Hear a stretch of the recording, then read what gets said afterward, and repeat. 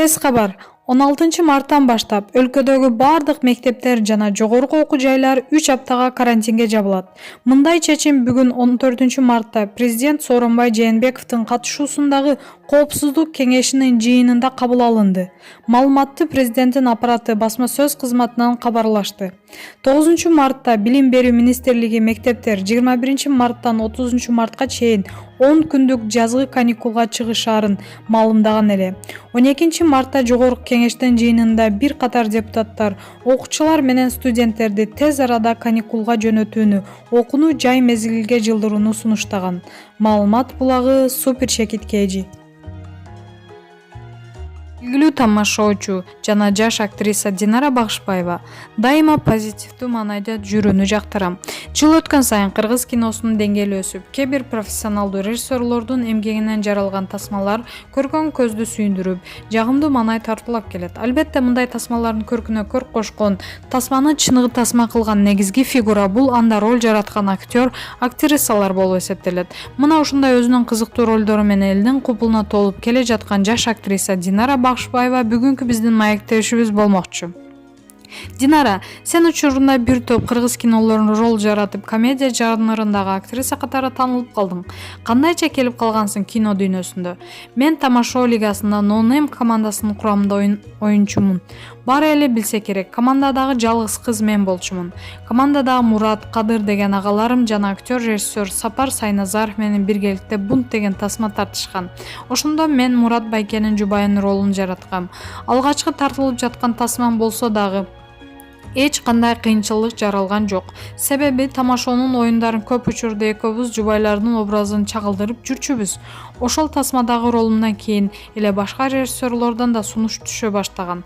Актрисалык билимиң барбы негизи? Жок. Мен Ош технологиялык университетин бүтүрүп, инженер-педагог жана психолог кесиптерине ээ болгом. Ал эми актрисалыкты хобби катары гана алып келе жатам. Мындай тамашакөйлүк мүнөз сага кимден өткөн? Негизи үйдө баарыбыз эле тамашакөй адамдарбыз. Бардыгыбыз тең юморго жакынбыз. Жөн отурган күнүбүз болбойт. Дайыма бири-бирибизге тийишип, тамашалашып, катыгырып күлүп эле отурабыз. Дайыма позитивдүү маанайда жүргөндү көрөбүз. Сенин жашооңдо деле бир нерсе кайгырып, маанайың түшкөн учурлар болобу? Кандай учурда шайыр Динара кардуу Динарага айланып кетиши мүмкүн? Оба, дайыма позитивдүү жүрүүгө аракет кылам. Себеби бул жашоодо кайгыруунун кереги жок. Болбогон бир нерсеге кайгырып, өзүбүздү кыйнагандан көрө күлүп жайнап, жакындарыңа дагы күлкү тартуулап, жылмайып жүрүүгө эмне жетсин? Жылмайып жүрүү негизи сүннөт деп айтылат го. Ансыз деле жашоонун өзү негативге толгон. Позитивдүү адам өзүн өзү гана тартуулай алат. Ал эми менин көңүлүмдө эмне түшүрүшү мүмкүн? Жоопкерчиликсиз мамиле, айтканын так аткарба, чыккынчылык деген сыяктуу мамилелерге туш болгондо чыдабайм. Бардык адамдар сыяктуу эле менин деле ушундай терс кырдаалдар болгондо маанайым түшүшү мүмкүн. Бирок жаздыкты кучактап алып, депрессияга түшүп ыйлоодон такыр алысмын. Жүрөгүңдүн ээси барбы? Жок. Чынын айтсам, жигит жандап жүргөнгө деле убактым жок. Бардык нерсе өз убактысы менен болот го. Ал сенин жүрөгүңдү багындыруучу мырза кандай сапаттарга ээ болуш керек? Эң негизгиси ыймандуу болуш керек.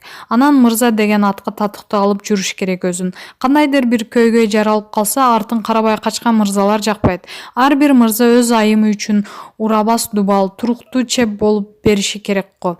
Мен дагы келечекте өмүрлүк жолдошумдун ушундай сапаттарга ээ болушун каалайм.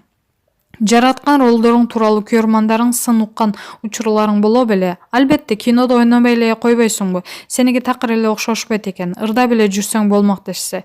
Кээ бирлер тескерисинче ырдабай албайт экенсиң. Кинодо эле жүрө берчи деп сындап келишет. Мына ушундай сындар болгон дагы да болуп келе жатат. Аны жашырбайм.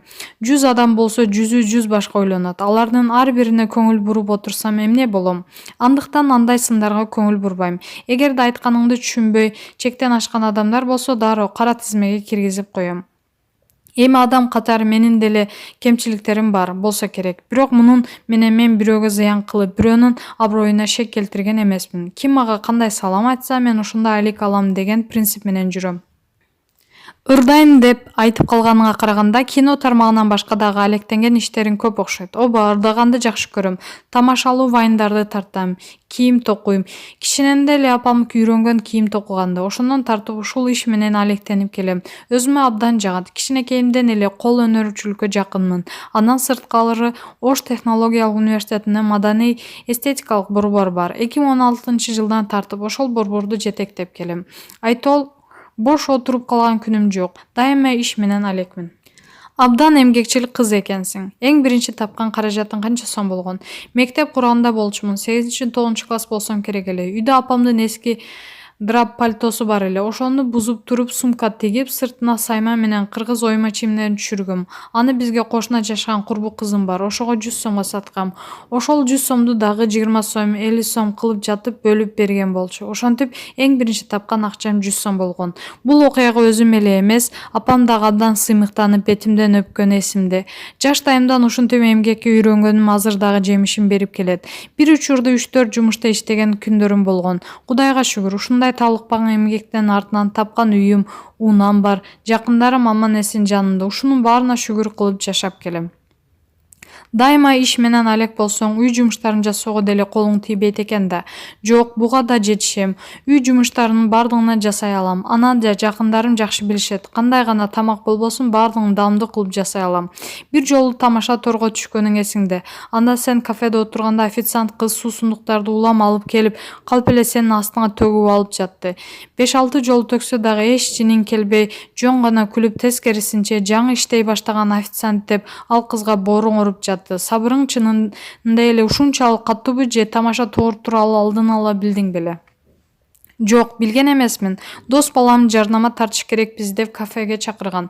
Ал дайыма эле колунда камерасы менен жүрөт да. Ошондуктан тамаша тор экенин билмек турсун, шектенген дагы жокмун. Тиги кыз алдыма сок төгүп салып жатканда, эмне жумушта жаңы орноштуң беле деп сурасам, ооба деп үлбүрөп акырын жооп берсе, ойлоп турмун да, тажрыйбасы жок окшойт деп. Ага тескерисинче боорум ооруган чынында. Бирок ишенсеңиз, такыр жиним келген жок ошол кырдаалга. Кийин өзүм таң калгам. Ушунчалык дагы сабырдуу боломбу деп. Маегиңе рахмат. Маалымат булагы леди Чекиткейжи.